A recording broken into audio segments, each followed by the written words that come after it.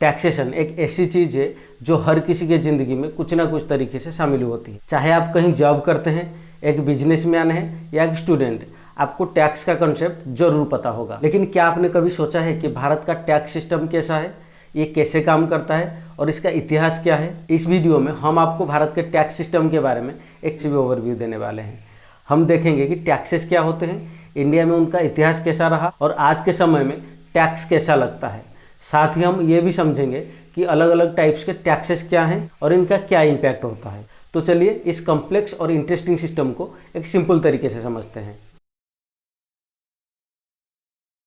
Tax क्या है? Tax आपकी इनकम के एक हिस्सा होता है जो गवर्नमेंट आपसे लेती है ताकि वो अपना काम अच्छे से कर सके। गवर्नमेंट को अपना काम करने के लिए पैसा चाहिए, जैसे कि रोड्स, स्कूल्स, कॉलेजेस, हॉस्पिटल बनाना, और इसके साथ पब्लिक को सिक्योरिटी देना, मिलिट्री, साइंटिफिक रिसर्च और डेवलपमेंट प्रोवाइड करना, और साथ में देश की कल्चर को सेफ रखना। ये सभी काम सरकार तभी कर सकती है जब उसके पास सफिशिएंट रिसोर्सेस हो, और ये रिसोर्सेस टैक्स के जरिए आते हैं। पब्लिक की भी रिस्पॉन्सिबिलिटी है कि वो टैक्स दें, क्योंकि इसमें उनकी अपनी ही भलाई है।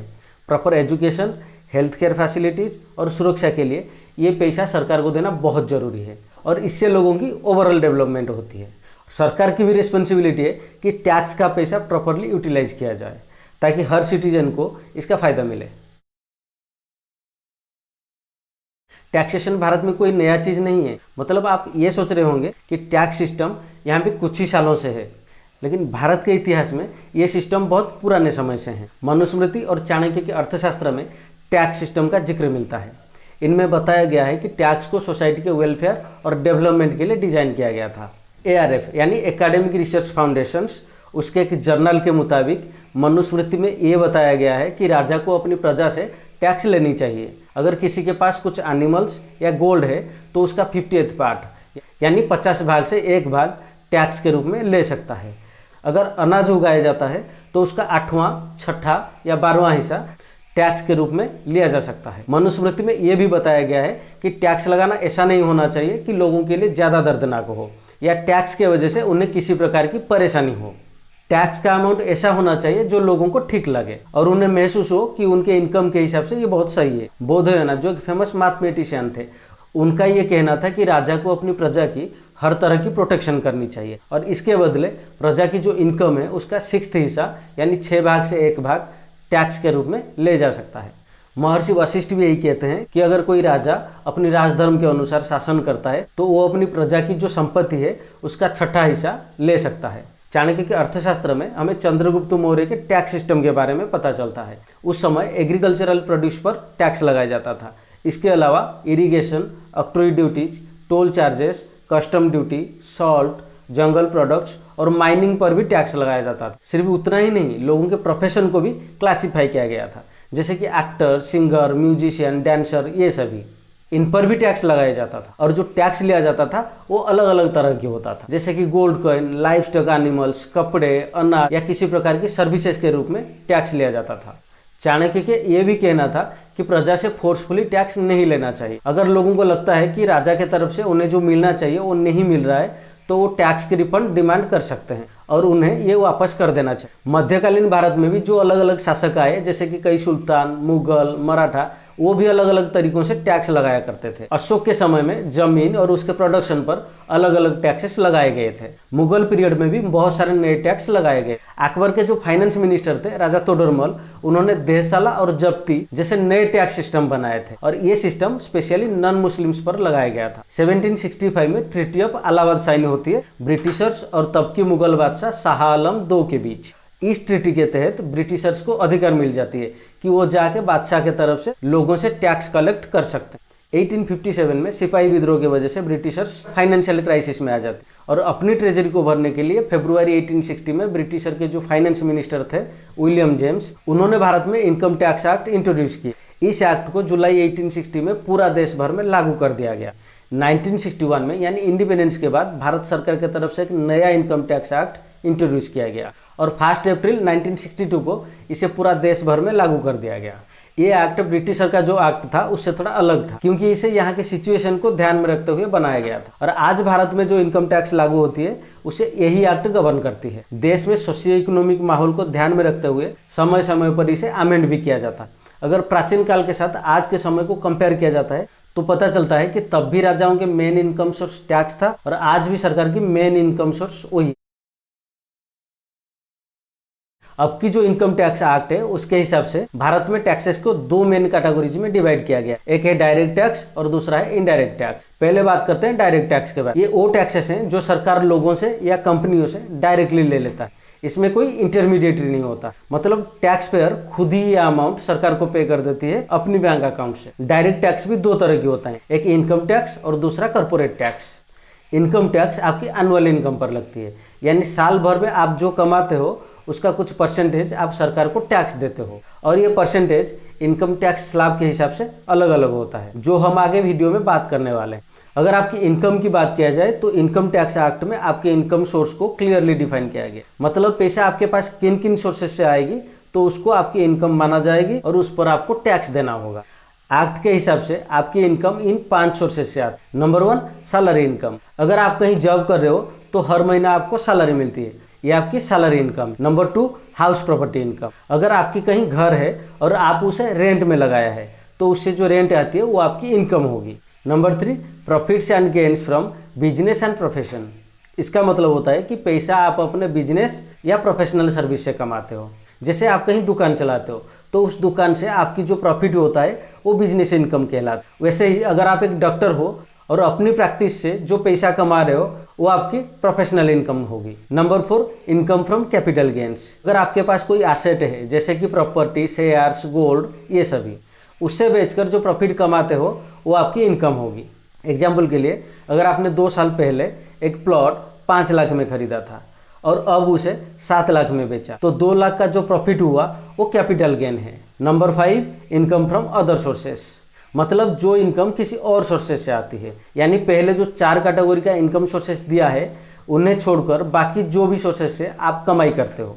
जैसे कि बैंक में कुछ पैसा आपने एफडी डाला है यानी फिक्स डिपॉजिट, तो उसका जो इंटरेस्ट आएगा वो आपकी इनकम होगी। इसके अलावा आप कहीं लॉटरी जीते या कहीं से बड़ा गिफ्ट मिला या आपको कहीं कुछ प्राइज मिला तो वो आपकी अदर सोर्सेस की इनकम होगी।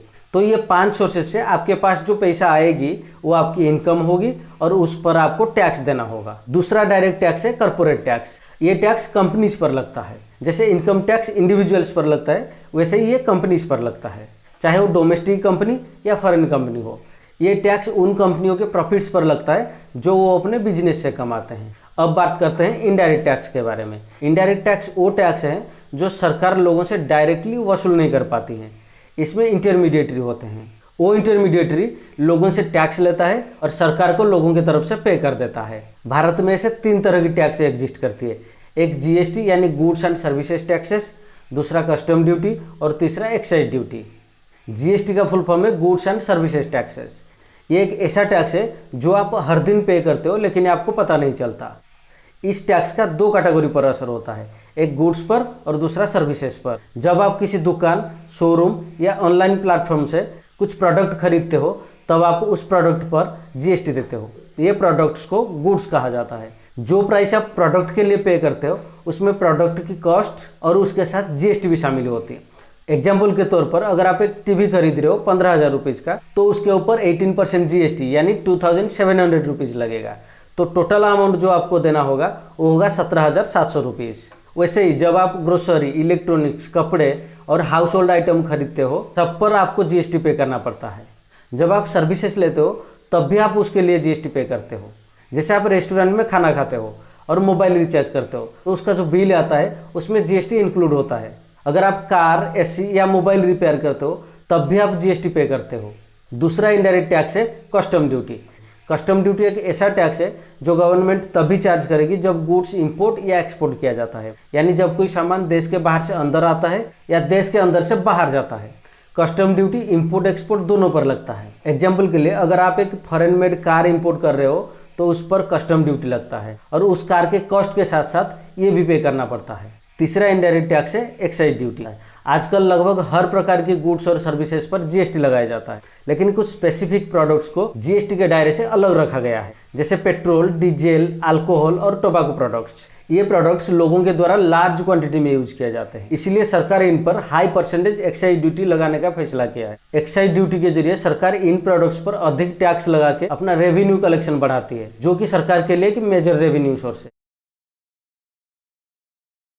जैसे हमने बात की कि सरकार हमसे टैक्स लेती है, तो कौन सा सरकार हमसे टैक्स लेती है? भारत में तो दो तरह की सरकार होती है, एक केंद्र सरकार और एक राज्य सरकार। इसका आंसर है कि हमसे दोनों सरकारें टैक्स लेती है। हमारा जो कॉन्स्टिट्यूशन है वो दोनों को पावर देती है लोगों से टैक्स लेने के लिए। भारत में जितने भी टैक्सेस लगते हैं उन्हें कॉन्स्टिट्यूशन के तहत दोनों सरकारों के बीच डिस्ट्रीब्यूट किया गया है। सेंट्रल गवर्नमेंट के पास जो टैक्सेस कलेक्ट करने का अथॉरिटी है उसे यूनियन लिस्ट कहा जाता है, और इस लिस्ट में जो टैक्सेस आते हैं ये है उसका पूरा लिस्ट।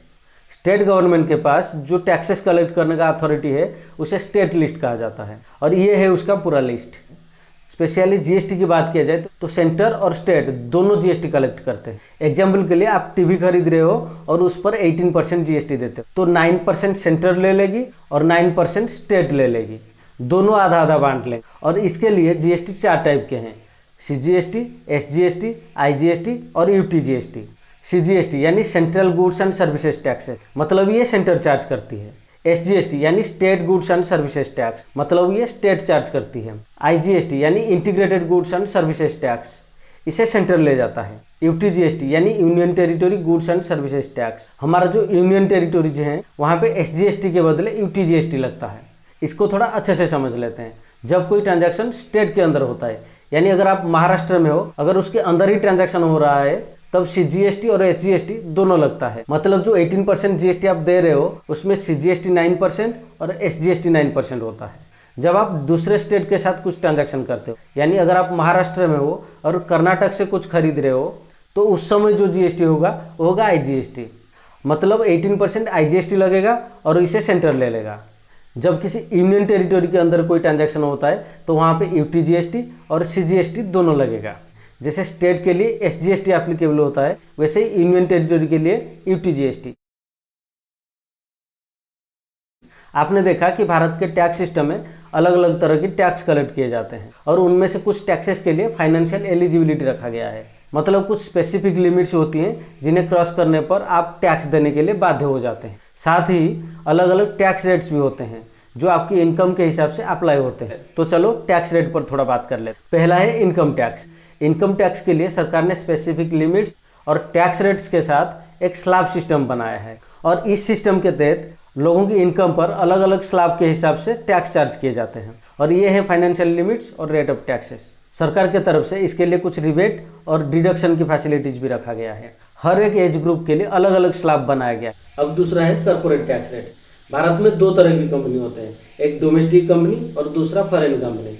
डोमेस्टिक कंपनीज के इनकम पर 30% टैक्स चार्ज किया जाता है और फॉरेन कंपनीज पर 35% का। Number 3, GST rates.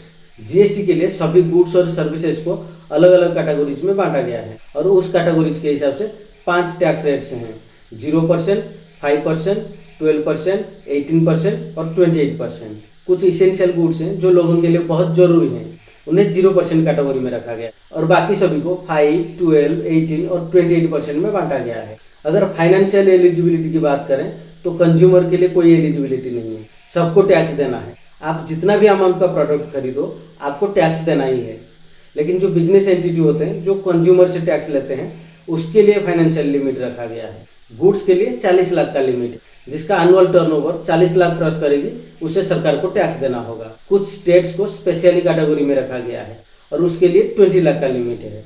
सर्विसेज के लिए 20 लाख का लिमिट रखा गया है नॉर्मल कैटेगरी स्टेट्स के लिए, और 10 लाख का लिमिट रखा गया है स्पेशली कैटेगरी के स्टेट्स के लिए। और नंबर 4 है रेट ऑफ कस्टम ड्यूटी। अलग अलग प्रोडक्ट के लिए कस्टम ड्यूटी भी अलग अलग होता है। जैसे कि मोबाइल फोन्स और चार्जर इंपोर्ट करने के लिए 15% तक की कस्टम ड्यूटी लगता है। गोल्ड और सिल्वर के लिए 6% तक की कस्टम ड्यूटी लगता है। फॉरेन मेड कार के लिए 70 से 100% तक की कस्टम ड्यूटी लगता है।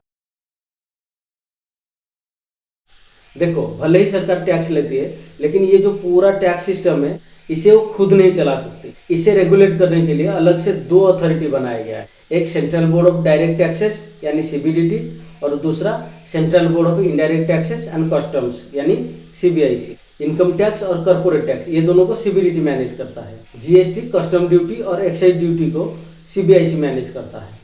अगर कोई कहे कि मुझे सरकार को टैक्स क्यों देना है, मैंने इतनी पढ़ाई की, इतना मेहनत कर रहा हूँ, इतना रिस्क उठा रहा हूँ इनकम के लिए, मैं मेरे कमाई का कुछ हिस्सा सरकार को क्यों दे दूँ। देखो, मेरा कहना यह है कि सरकार का रोल हर इनकम सोर्स में इनडायरेक्टली होता है। जो infrastructure, law and order, education और पब्लिक सर्विसेज सरकार प्रोवाइड करती है, वो सब आपके इनकम में मददगार होते हैं। आपकी सैलरी, बिजनेस या इन्वेस्टमेंट से जो भी कमाई होती है उसमें सरकार की फैसिलिटीज और पॉलिसीज का कंट्रीब्यूशन होता है। टैक्स देना इसलिए जरूरी है क्योंकि सरकार के बिना ये सब पॉसिबल नहीं होता। सरकार तो टैक्स ले लेती है लेकिन उसे यूज करने की जिम्मेदारी बहुत बड़ी होती है। जो लोग अपनी कमाई से टैक्स देते हैं उनका हक है कि वो देख सके कि अपने पैसों का सही इस्तेमाल हो रहा है या नहीं हो रहा है, और इसके लिए सरकार को अपने काम में ट्रांसपेरेंसी और अकाउंटेबिलिटी रखनी चाहिए, यानी सब कुछ क्लियर होना चाहिए। हर पैसा जो सरकार के पास आता है उसे लोगों की भलाई के लिए लगाया जाना चाहिए, ना कि पॉलिटिशियन के पर्सनल फायदे के लिए। अगर इन टैक्स के पैसों को लेकर कुछ करप्शन होता है तो वो सिर्फ लोगों के विश्वास को कमजोर करता है और देश के विकास को रोकता है। इसलिए एक सही गवर्नेंस और एंटी करप्शन सिस्टम जरूरी है ताकि टैक्स का पैसा सही जगह पर इन्वेस्ट हो और सभी का उसका फायदा मिले। तो दोस्तों, ये था भारत का टैक्स सिस्टम का एक छोटा सा ओवरव्यू।